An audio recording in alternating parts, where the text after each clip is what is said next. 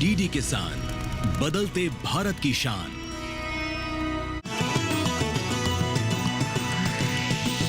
DD किसान, बदलते भारत की शान।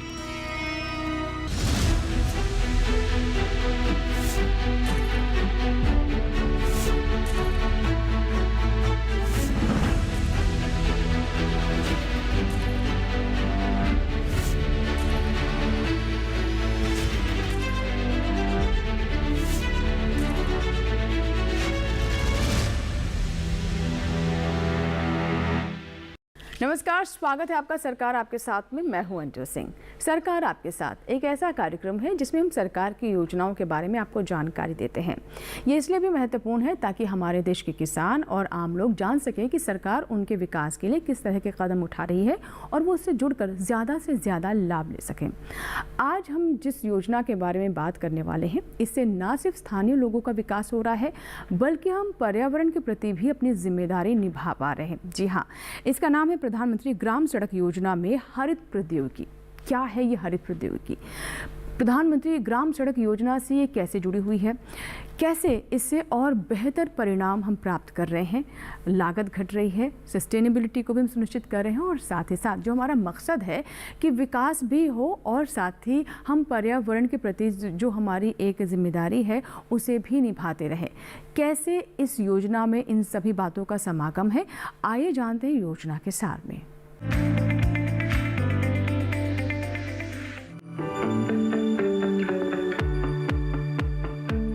पर्यावरण को सुरक्षित रखना हम सबकी जिम्मेदारी है। सरकार भी अपनी तरफ से भरपूर कोशिश कर रही है। प्रधानमंत्री ग्राम सड़क योजना दो तरह से पर्यावरण को सुरक्षित रखने पर काम कर रही है। खासकर ग्रामीण विकास मंत्रालय ने सड़क निर्माण में स्थानीय रूप से उपलब्ध सामग्री और हरित प्रौद्योगिकी के उपयोग को प्रोत्साहित करने के लिए दिशा निर्देश जारी किए। इनके अंतर्गत राज्य सरकारों से वार्षिक प्रस्तावों की कुल लंबाई में न्यूनतम 15% नई प्रौद्योगिकियों का इस्तेमाल करने के लिए कहा गया। इस सामग्री में सीमेंट स्थिरीकरण, चूना स्थिरीकरण, कोल्ड मिश्रित प्रौद्योगिकी, अपशिष्ट प्लास्टिक, सेल भरा कंक्रीट पैनल युक्त सीमेंट, कंक्रीट फुटपाथ और फ्लाई ऐश प्रमुख हैं। इसके अलावा स्थानीय रूप से उपलब्ध या प्राकृतिक रूप से पाए जाने वाले पदार्थों या सीमांत पदार्थों के उपयोग को प्रोत्साहित करने के लिए भी ढील दी गई। इस कदम से दो मकसद हल हुए। पहला, सड़क निर्माण की लागत घटी और दूसरा, औद्योगिक या म्युनिसिपल कचरा प्रभावी रूप से ठिकाने लगा। कचरा ठिकाने लगा तो जाहिर है इससे पर्यावरण को सुरक्षित रखने में भी मदद मिली। ग्रामीण सड़क निर्माण में और बड़े पैमाने पर हरित प्रौद्योगिकी को प्रोत्साहित करने के लिए 2022 में नए दिशा निर्देश जारी किए गए। ये दिशा निर्देश सड़क की सतह के लिए भी थे और आधार के लिए भी। सतह के लिए कुल लंबाई में कम से कम 70% प्लास्टिक अपशिष्ट के उपयोग को जरूरी बना दिया गया। इसी तरह 25% कोल्ड मिश्रित प्रौद्योगिकी के उपयोग की बात कही गई। दूसरी ओर सड़क के आधार में भी कम से कम 50% नई और हरित तकनीक के इस्तेमाल पर जोर दिया गया। आंकड़े बताते हैं कि 31 मार्च 2024 तक प्रधानमंत्री ग्राम सड़क योजना के तहत करीब 26,274 टन प्लास्टिक कचरे का इस्तेमाल किया गया और इससे 37,779 किलोमीटर लंबी सड़क बनाई गई। अगर सभी तरह की हरित प्रौद्योगिकी को मिला लिया जाए तो अब तक 1,63,835 किलोमीटर लंबी सड़क को मंजूरी मिली है, जिसमें से करीब 1,12,000 किलोमीटर सड़क का निर्माण हो चुका है।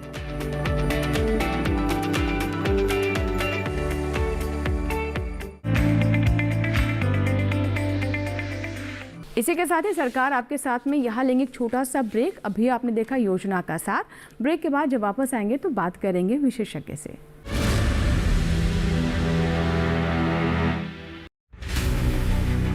मैं हूं एक सुपर फ्रूट। मुझ में है vitamin, calcium, potassium, phosphorus, fibre, protein और न जाने क्या क्या। मैं कहलाता हूं अमृत फल। मैं हूं आंवला। अनेकों खूबियों वाले इस अमृत फल से मिले गुणकारी लाभों को तो हम आप बखूबी जानते हैं, लेकिन आंवले को प्राकृतिक तरीके से पैदा करके आपके घर तक पहुंचाने वाली ये महिला किसान हैं कौन, जो न सिर्फ आंवले के विभिन्न उत्पादों को एक खास रूप देने में अपनी पहचान बना रही है, साथ साथ अपने गांव की सैकड़ों महिलाओं को स्वावलंबन की राह दिखा रही हैं, जिनके अथक परिश्रम से हम बना रहे हैं एक स्वस्थ भारत। मिलते हैं भारत की फार्म लेडी सीमा त्यागी से। देखिए भारत की फार्म लेडी रविवार 2 फरवरी रात 8 बजे डीडी किसान पर।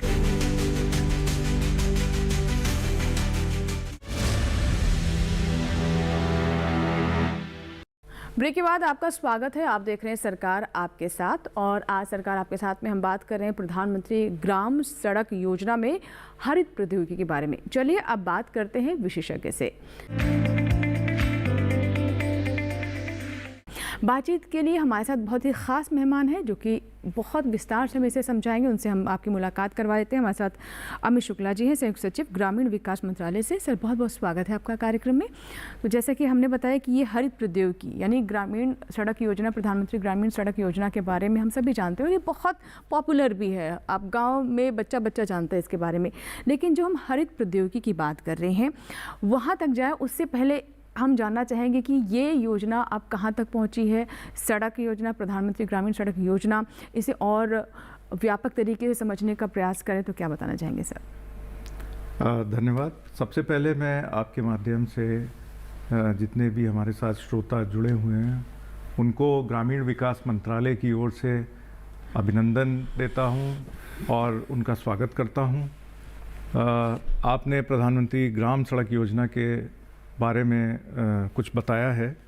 मैं उसके बारे में चर्चा के पहले मैं उसके बारे में भी कुछ बताना चाहता हूं। ये देखिए, प्रधानमंत्री ग्राम सड़क योजना सन 2000 में चालू की गई थी। इस योजना को चालू करने से पहले ग्रामीण सड़कों के बारे में कोई निर्दिष्ट मैनुअल या कोड या मॉडल इस तरह का कोई उपलब्ध नहीं था। जी जी। कई राज्यों में जो भी उस समय जो उपलब्ध जानकारी थी उसके अनुसार सड़कों का निर्माण किया जाता था। तो 2000 के बाद जब ये केंद्र सरकार ने एक बार की पहल चालू की, उसके बाद से कई राज्यों में ग्रामीण सड़कों का निर्माण हुआ है।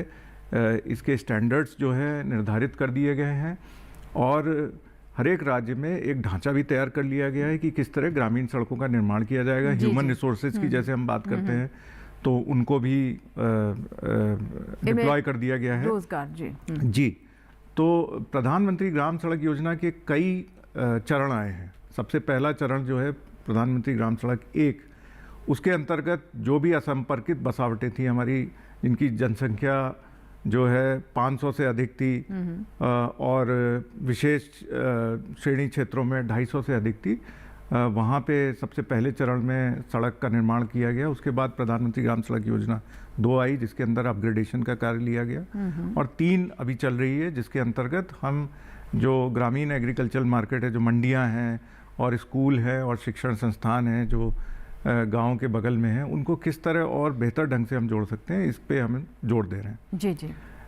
इन सब के अंतर्गत चाहे अगर मान लीजिए न्यू कनेक्टिविटी हो, नवनिर्माण हो या अपग्रेडेशन हो, उन्नयन हो, इन सब में आप जानती हैं कि प्राकृतिक संसाधनों का उपयोग होता है, बहुत भारी मात्रा में होता है। और अगर हम देखें तो हमारे देश में लगभग 50 लाख किलोमीटर ग्रामीण रास्ते हैं और उनका अगर हम निर्माण करते हैं तो आप खुद ही आप अंदाज़ा लगा सकती हैं कि कितने ज़्यादा प्राकृतिक संसाधन की ज़रूरत होगी।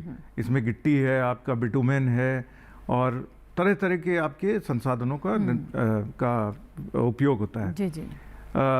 एक जैसे उदाहरण के तौर पे मैं आपको बताना चाहूँगा, आपने बचपन से देखा होगा कि जब भी सड़क का निर्माण होता है तो एक कोल तार का ड्रम आता है, उसको हीट किया जाता है और पूरा काला काला धुआं निकलता है और पूरे इलाके में धुआं और गंध फैल जाती है। बिल्कुल। सांस की भी कई लोगों को उससे समस्या होती है। तो उससे लोगों को ऐसा लगता है कि शायद सड़क का निर्माण हो रहा है और बहुत अच्छा निर्माण हो रहा है। अब ये जो पद्धति है और ये जो चित्र है ये भी बदल गया है।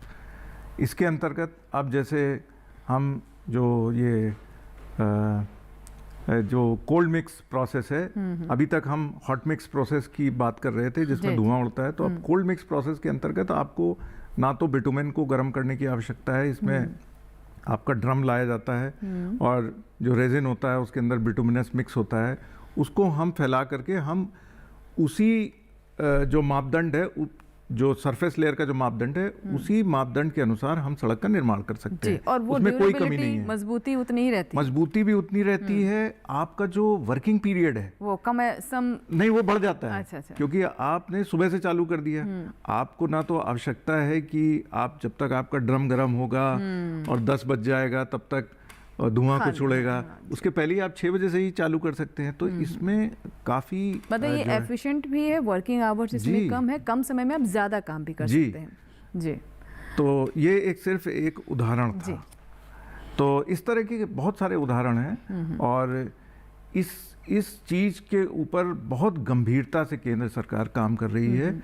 और हमने पहले 2013 में एक आदेश और एक गाइडलाइंस भी एक राज्यों को दिया था। जी। तो उसके बाद अब इसमें परिवर्तन किया गया है और अब ये देखा गया है कि चूंकि बहुत सारी ऐसी हरित प्रौद्योगिकी उपलब्ध हैं, तो अब हम आसानी से लगभग 50% जो भी हम सैंक्शन कर रहे हैं, जो भी हम अनुमोदित कर रहे हैं, उसमें कम से कम 50% सड़कों में तो इसको आसानी से करा जा सकता है। जी, तो चलिए सर, अभी तो आपने बताया कि कैसे हम प्रधानमंत्री ग्राम सड़क योजना को भी और बेहतर करते आ रहे हैं, और जैसे कि मैंने शुरुआत में कहा कि ये बहुत लोकप्रिय है, हम सभी जानते हैं, और इसके साथ ही इसमें भी काफ़ी तरह के सुधार किए, यानी किस तरीके से सड़कें बनाई जाए, ज़्यादा से ज़्यादा से लोगों को रोज़गार मिले और ये मजबूती के साथ और बेहतर तरीके से हम इसे आगे बढ़ा सकें, कम समय में ज़्यादा काम किया जा सके। अब आते हैं हरित प्रौद्योगिकी, जिसके बारे में थोड़ा सा आपने बताया। ये हरित प्रौद्योगिकी जो एक मैं कहूँ इनिशिएटिव है प्रधानमंत्री ग्राम सड़क योजना के साथ ही साथ इसको एक तरीके से इसे जोड़ा गया है, इसके मुख्य बिंदु क्या हैं? जी, सबसे पहले ये समझना आवश्यक होगा कि हमारी जो प्रधानमंत्री ग्राम सड़क योजना के अंतर्गत जो निर्मित हो रही हैं सड़कें, ये बहुत अंदर तक जाती हैं, बहुत दूर दराज के क्षेत्रों में जाती हैं और कई बार जिसको हम इको फ्रेजाइल जोन भी कहते हैं, वहाँ पे भी जाती हैं। जी। तो ये जब भी हम निर्माण करने के लिए आगे बढ़े हैं और राज्यों के साथ जब बैठक की है, जब परामर्श किया है, तो ये पाया गया है कि वहाँ पे अगर हम कुछ नई टेक्निक से अगर कोई सड़क बनाएं तो शायद वो और जल्दी से उसका कार्यान्वयन हो सकेगा, कम फंड्स में इसका जो है कंस्ट्रक्शन हो पाएगा और जल्दी से ये इसका भी निर्माण हो पाएगा। तो जो आपका जो ट्रेडिशनल मेथड है, जिसके अंतर्गत आप गिट्टी लाते हैं और हॉट मिक्स प्रोसेस जो बताया, उसमें मैनुअल जो लेबर है उसको लगा करके बनाया जाता है, तो ना तो उसमें आप क्वालिटी मेंटेन कर पाते हैं और ना तो उसमें आप समय के अंतर्गत ये सड़क का निर्माण कर पाते हैं। सर, और वेदर का भी ध्यान रखना पड़ता है, वेदर मौसम का भी ध्यान रखना पड़ता है। अगर आपने जल्दी से नहीं इसका कार्य समापन की ओर ले गए तो इसमें आपका नुकसान भी हो सकता है, कॉस्ट और लोगों को दिक्कत भी आएगी। अगर आपका सड़क का निर्माण नहीं हुआ है, आधा अधूरा जो सड़क का निर्माण है, ये इससे बचना है, हमें हर तौर में बचना है। तो जब राज्यों के साथ परामर्श किया गया और ये देखा गया कि उन्होंने भी कुछ अपने यहाँ कुछ पहल की थी। जी। हमारे यहाँ के जो इंस्टीट्यूशंस है, जैसे IIT NIT, इनके माध्यम से कई शोध कार्य भी चलते हैं, तो उनके यहाँ भी ऐसे शोध कार्य हुए और उसमें पाया गया कि इनके रिजल्ट्स बहुत इनकरेजिंग हैं, बहुत अच्छे रिजल्ट्स आ रहे हैं। तो तब ये, और विश्व भर में भी इसके ऊपर शोध हुआ है, तो बाहर से जो हमें सीख मिली है और यहाँ पे भी जो प्रयोग हुए हैं, उसको देखते हुए ये पाया गया कि हम शायद कम संसाधनों में, बोथ फंड्स एंड मटेरियल, दोनों कम मात्रा में हम ये सड़क का निर्माण कर सकते हैं। जी। और कई राज्यों ने इस ओर चूंकि पहल कर दी थी और ये देखा जा रहा था कि इस पे अब और अधिक जोर देने की आवश्यकता है। तो 2022 में भारत सरकार ने एक न्यू टेक्नोलॉजी विजन करके एक डॉक्यूमेंट पब्लिश किया है। उसके अंदर ये सारी जो टेक्नोलॉजीज़ हैं जो सड़क निर्माण में जो उपयोग की जाती हैं उसके बारे में विस्तृत रूप से बताया है और राज्यों से अनुरोध किया कि इनका पालन करें। किस किस तरह के मटेरियल्स को जो एक जैसे आपने गिट्टी और तारकोल इनका जिक्र किया, और अब हम हरित प्रौद्योगिकी की बात करें तो इसमें किस तरह की चीज़ों का समावेश होता है? हम वेस्ट टू बेस्ट बनाने की बात कर रहे हैं, यानी प्लास्टिक है, कृषि अपशिष्ट है, इन सब का भी उचित इस्तेमाल किया जाए, उनका प्रबंधन हो सके, यानी जिन क्षेत्रों में सड़कें बनाई जा रही हैं वहाँ की चीज़ों का भी इस्तेमाल किया जा सके, और जो लोकल लोग हैं, जो या किसान हैं या फिर अन्य लोग, उनकी आय को भी बढ़ाया जा सके। तो ये कैसे किया जा रहा है? जी, सबसे पहले देखिए, जो सड़क होती है उसके 3 भाग होते हैं मोटा मोटा, अगर समझने के लिए अगर किसी एक लेमैन को समझाया जाए तो सबसे पहले होता है सब ग्रेड। सब ग्रेड मतलब मिट्टी जिसके ऊपर सड़क का निर्माण किया जा रहा है, जिसको हम कह सकते हैं बेड रॉक, मदर सॉइल। तो सब ग्रेड, उसके ऊपर होता है आपका सब बेस और बेस कोर्स, और सबसे ऊपर होता है जो काला पोर्शन आपको दिखाई देता है, जो उसको कहते हैं सरफेस कोर्स। तो इन तीनों जो लेयर्स हैं, इसके अलग अलग इनोवेटिव टेक्नोलॉजीज, ग्रीन टेक्नोलॉजीज होती हैं। सबसे पहले अगर हम सब ग्रेड की बात करें तो सब ग्रेड में जैसे कई जगह देखा जाता है कि ब्लैक कॉटन सॉइल लगे हुए, तो ब्लैक कॉटन सॉइल के ऊपर आप सड़क निर्माण एकदम से नहीं कर सकते हैं तो उसको मजबूत करने के लिए आपको बाहर से मटेरियल लाना पड़ेगा। तो इस जो कमज़ोर मिट्टी है, इसको ठीक करने में ये पाया गया है, ये आप भी मतलब एक आप चौंकेंगे कि चिकनी मिट्टी होती है, चिकनी मिट्टी है, तो इसमें अगर जूट या जियो टेक्सटाइल या कॉयर की एक लेयर को अगर डाला जाए तो इसकी जो मैकेनिकल प्रॉपर्टीज है वो बहुत अच्छी हो जाती है, मजबूत हो जाती है। और इसमें एक मेट्रिक होता है जिसको कहते हैं कैलिफोर्निया बियरिंग रेशियो, CBR। तो उसकी वैल्यू जो चाहिए हमें, जो उसका जो मान चाहिए, वो हम प्राप्त कर पाते हैं। जी। तो ये सिर्फ एक उदाहरण दिया है आपको। तो इसी तरह एक ऊपर अगर चलते हैं हम तो बेस लेयर आती है। तो बेस लेयर जो है आप समझ सकते हैं कि सबसे महत्वपूर्ण लेयर होती है, जिसके अंतर्गत आप जितना भी लोड है सड़क का वो पूरा वहन होता है। तो उस बेस लेयर की मजबूती करने के लिए सबसे पहले ये देखा गया है कि अगर जो वहाँ का जो लोकल जो मटेरियल पड़ा हुआ, आपको बाहर लाने से भी उसकी आवश्यकता नहीं है। अगर उसमें आप सीमेंट या लाइम मिला दें तो कई गुना उसकी जो प्रॉपर्टी है वो बढ़ जाती है, एनहांस हो जाती है। जी। तो इसको कहते हैं सीमेंट स्टेबलाइजेशन। अब जब आपने उसकी जो प्रॉपर्टी बढ़ा लिया है तो आप कम मोटाई में उतनी ही जो परफॉर्मेंस है उसको आप प्राप्त कर सकेंगे। तो ये जो सीमेंट स्टेबलाइजेशन है, ये पहाड़ी क्षेत्रों में बहुत उपयोगी साबित हो रही है। जो हमारी PMGSY 3 की सड़कें हैं और जो PMGSY 4 में भी जो अभी गवर्नमेंट ने अनाउंस किया है कि 25,000 बसावटों को नई संपर्कता प्रदान की जाएगी, उसमें ये बहुत महत्वपूर्ण इनका रोल होगा। और इससे ये भी देखा जाएगा कि ये जो हमारी जो सड़कें जो पहले 10 वर्ष की डिज़ाइन लाइफ के लिए बनाई जाती थी, अब इनकी डिज़ाइन लाइफ बढ़ करके 15-20 साल तक भी हो पाएगी। जी बिल्कुल। तो काफ़ी इंपॉर्टेंट बात है, बहुत महत्वपूर्ण बातें आपने यहाँ पर बताई। अब सर, क्योंकि आपने भी इसका जिक्र किया, तो हम ये भी जानते हैं कि ये केंद्र की योजना है और हमारा देश विविधताओं से भरा हुआ है।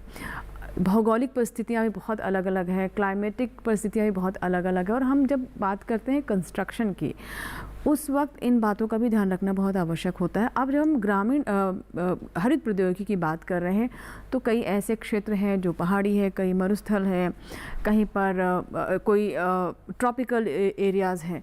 तो वहाँ के हिसाब से भी सुनिश्चित करना कि जिस हम सोच के साथ आगे बढ़ रहे हैं वहाँ की भौगोलिक परिस्थितियों को भी ध्यान में रखा जाए और उसी के अनुकूल इसे किया जाए। जी, ये आपने बहुत महत्वपूर्ण विषय सबके सामने रखा है। देखिए क्या होता है कि ये एक टेक्नोलॉजी एक जगह पे कभी भी मतलब कोई भी एक टेक्नोलॉजी हर जगह पे नहीं काम करेगी। मैं उसको दूसरे ढंग से कहता हूँ। तो इसके लिए ये जो जितनी टेक्नोलॉजी है, इसकी एक लिस्ट बनाई गई है, और ये लिस्ट जब भी राज्य इस पे कोई कार्रवाई करता है तो उससे आग्रह किया जाता है कि आप सबसे पहले एक ट्रायल पैच बना लीजिए, 100 मीटर की सड़क बना लीजिए, आप देखिए कि किस तरह आपके यहाँ ये इसका परफॉर्मेंस है, ये आपके यहाँ उपयोगी है कि नहीं है। जी। तो और दूसरी बात कि हम लोग जब भी कोई ये टेक्नोलॉजी आधारित कोई नया काम लेते हैं तो उसके पहले एक वर्कशॉप भी आयोजित करते हैं, और जो लोकल हमारे जो नामी संस्थान है जैसे IIT NIT हो गए या CRRI है हमारा एक बहुत इम्पॉर्टेंट पार्टनर है, उनके साथ मिल करके हम वर्कशॉप करते हैं और वहाँ के जितने भी इंजीनियर्स हैं, कॉन्ट्रैक्टर्स को भी बुलाते हैं कि आप भी समझिए कि ये टेक्नोलॉजी क्या है, इसमें कौन सी मशीनरी की आवश्यकता है और ये आप कर पाएंगे कि नहीं कर पाएंगे। तो ये ट्रायल पैच का मेथड होता है और वर्कशॉप का माध्यम होता है और उनका जो कॉन्ट्रैक्टर्स का प्रेजेंस होता है, इन सभी के समागम के बाद ही ये नई टेक्नोलॉजी का उपयोग किया जाता है। जी जी बिल्कुल। तो यानी हर तरह की परिस्थिति को ध्यान में रखते हुए और उसी के हिसाब से ही, चाहे तकनीक की बात हो या फिर आपको किस तरह के लोग चाहिए उस काम को आगे बढ़ाने के लिए, उस पर भी काम किया जाता है। अब सर मेरा अगला सवाल है, क्योंकि हम बात कर रहे हैं कि ये हमारे पर्यावरण के अनुकूल हो, वेस्टेज कम हो, लागत कम हो, और इस तरह के योजनाओं या फिर कहें इस तरह के कदमों को क्वांटिफाई करना, आंकड़ों में बताना इस तरह से मुश्किल होता है कि हमने कितना कार्बन कम किया या फिर इससे किस तरह का हमें पर्यावरण में लाभ हुआ। क्या इसे भी एक फैक्ट्स में समेटने का प्रयास किया गया? क्या ये संभव है? जी, ये बिल्कुल संभव है। और इसको जो आप कह रही हैं कार्बन फुटप्रिंट है, तो कार्बन फुटप्रिंट एनालिसिस ये भी एक बड़ी चुनौती है। इसको हमें सही आंकना बहुत आवश्यकता है इसकी, और अगर हम ये नहीं करेंगे तो शायद जिसको हम न्यू ग्रीन टेक्नोलॉजी कह रहे हैं उसमें शायद उतना जो प्रकृति के प्रति जितना लाभ हमने सोचा है उतना शायद नहीं मिल पाएगा।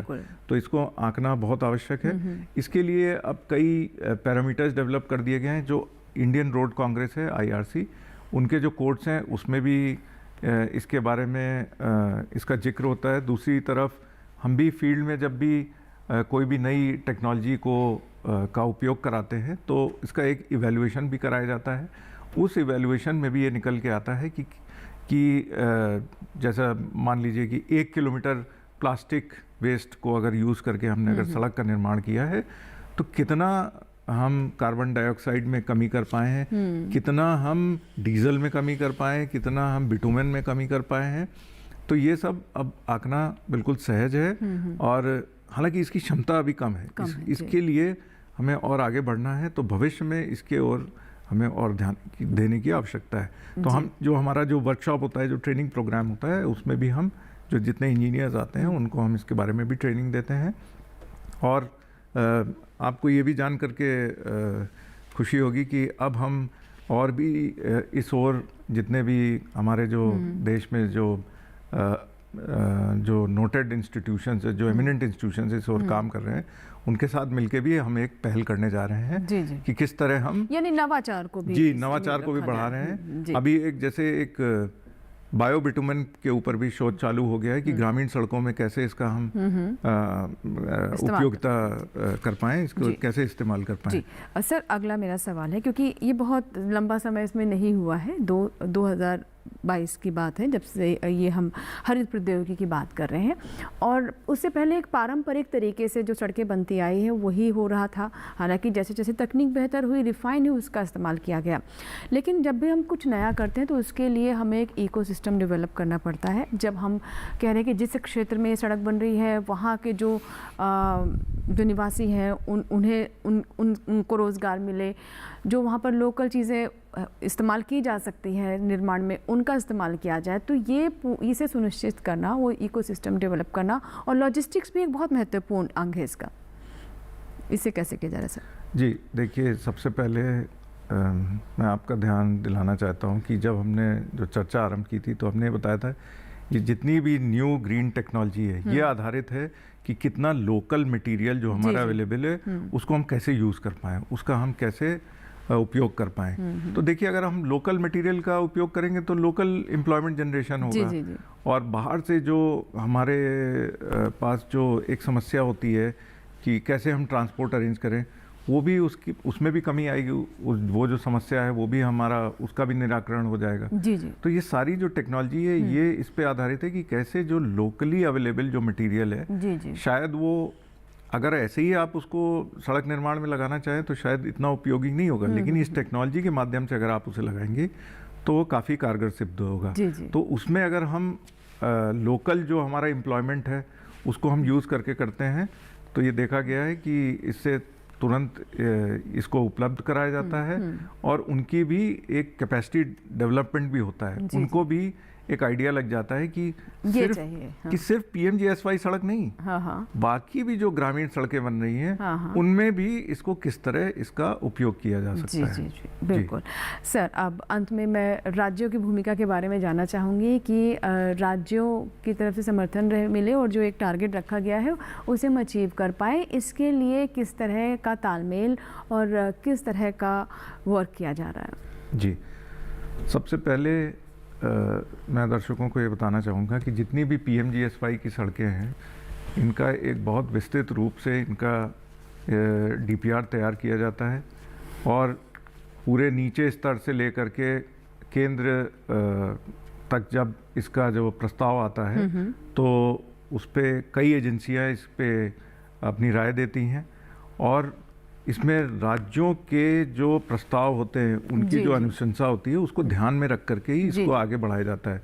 मान लीजिए कि कोई हमने टेक्नोलॉजी ऐसी कह दी जो वहाँ पे जिसका इम्प्लीमेंटेशन करना मुश्किल है, जी जी, तो ऐसे में तो कोई लाभ नहीं होगा कि अगर हम बोलें कि ये टेक्नोलॉजी का आप प्रयोग करिए, तो उनकी राय को ध्यान में रख करके ही कोई निर्णय लिया जाता है। जी जी। दूसरा कि उनकी कैपेसिटी हमारी कैपेसिटी है, जी सर। तो उनकी कैपेसिटी डेवलपमेंट करने के लिए पीएमजीएसवाई प्रोग्राम निरंतर प्रयासरत है। वर्कशॉप के माध्यम से हो या शोध के माध्यम से हो या इंस्टीट्यूशंस के माध्यम से हो, इन सब में हम उनके साथ चलते हैं, कदम से कदम मिला करके चलते हैं। बिल्कुल, सरकार आपके साथ है। आपने देखा कि कैसे तरह तरह के कदम उठाए जा रहे हैं। बहुत बहुत शुक्रिया सर हमारे साथ स्टूडियो में जुड़ने के लिए और इतने विस्तार से जानकारी देने के लिए। हमें पूरी उम्मीद है कि आज का कार्यक्रम आपको पसंद आया होगा। अगर आपके सुझाव है, कोई फीडबैक है, तो आप हमें ईमेल कर सकते हैं, हमें पत्र भी लिख सकते हैं। हमारा ईमेल आईडी नोट कर लें। हमारा ईमेल आईडी है sarkaraapkesaath@gmail.com। आप हमें फेसबुक पर भी संपर्क कर सकते हैं। इसके लिए फेसबुक पर जाएं, सर्च करें सरकार आपके साथ, हमारा पेज खुल जाएगा जिसे फॉलो कर सकते हैं। वॉल पर या मैसेंजर के माध्यम से भी अपने सवाल हम तक पहुंचा सकते हैं। इससे भी आसान तरीका है हमारा टोल फ्री नंबर यानी सरकार आपके साथ कार्यक्रम का कॉल सेंटर नंबर 1800-113060। इस पर आप कॉल करें। अगर आप चाहते हैं किसी योजना का हम सार लेकर आएँ, विशेषज्ञ से बात करें, तो भी आप हमें ज़रूर बताएं, या फिर आप चाहते हैं किसी और विषय पर भी सरकार आपके साथ हम आपके साथ साझा करें, तो इसके बारे में भी बताएं। आपको हमारा कार्यक्रम कैसा लगता है, अपना फीडबैक भी ज़रूर दें। आपके सुझाव हमें कार्यक्रम को बेहतर करने में मदद करते हैं। अगले अंक में फिर होगी आपसे मुलाकात। उससे पहले आपको बता दें कि आप हमारा कार्यक्रम यूट्यूब चैनल पर भी देख सकते हैं। इसके लिए इस QR कोड को आप स्कैन करें और यूट्यूब पर भी देखें सरकार आपके साथ। फिर होगी आपसे मुलाकात एक नई योजना के साथ। तब तक के लिए नमस्कार।